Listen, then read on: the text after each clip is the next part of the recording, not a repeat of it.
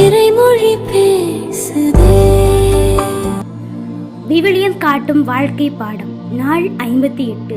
இன்றைய நாளில் நீதி தலைவர்கள் நூல் முதல் 3 அதிகாரங்களுக்கான இறையியல் சிந்தனைகளையும் வாழ்க்கை பாடங்களையும் அறிந்து கொள்வோம். முதலாவது, முழுமையடையாத வெற்றி. யோசுவாவின் மறைவுக்கு பிறகு இஸ்ரேல் கோத்திரங்கள் கானானின் மீதமுள்ள பகுதிகளை கைப்பற்ற முயன்றாங்க. யூதா கோத்திரம் சில வெற்றிகளை பெற்றது.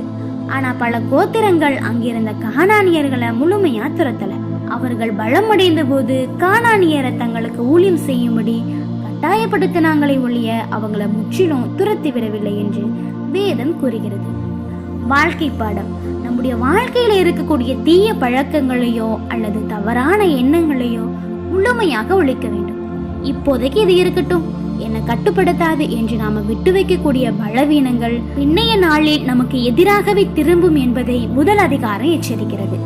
இரண்டாவது, சுழற்சி முறை வீழ்ச்சி. கானானியர்களோடு சமரசம் செய்து கொண்டால் இஸ்ரேலர்கள் மெல்ல மெல்ல அவர்களுடைய தெய்வங்களாகிய பாகால் அஸ்தரோத்தை வழிபட தொடங்கினாங்க. இதனால இறைவனின் பாதுகாப்பு விளையது. எதிரிகள் அவர்களை ஒடுக்குனாங்க. மக்கள் துயரத்துல கதறும் போது இறைவன் நீதி தலைவர்களை எழுப்பி அவங்கள விடுவித்தாரு. ஆனால் அந்த தலைவர் இறந்ததும் மக்கள் மீண்டும் பாவத்துல விழுந்தாங்க. வாழ்க்கை பாடம். இது ஒரு பாவ சுழற்சி. துன்பம் வரும்போது மட்டும் இறைவனை தேடுவதும் இன்பம் வரும்போது அவரை மறப்பதும் ஆபத்தானது. நம்முடைய ஆன்மீக வாழ்வு சீராக இருக்க வேண்டும். உணர்ச்சிகளுக்கு தகுந்தபடி மாறக்கூடாது என்பதை 2ஆம் அதிகாரம் கற்றுத்தருகிறது. மூன்றாவது, முதல் 3 நிதி தலைவர்கள். இங்கே 3 முக்கியமான விடுதலையாளர்களை நாம காண்கிறோம். ஒத்தனியேல் முதல் நீதி தலைவன். இவர் மெசொப்பொத்தாமியா மன்னரிடமிருந்து இஸ்ரேலரை விடுவித்தாரு. இறைவனின் ஆவி அவர்கள் மேல இருந்தது. ஏகூத்து இடது கை பழக்கம் உள்ளவர்.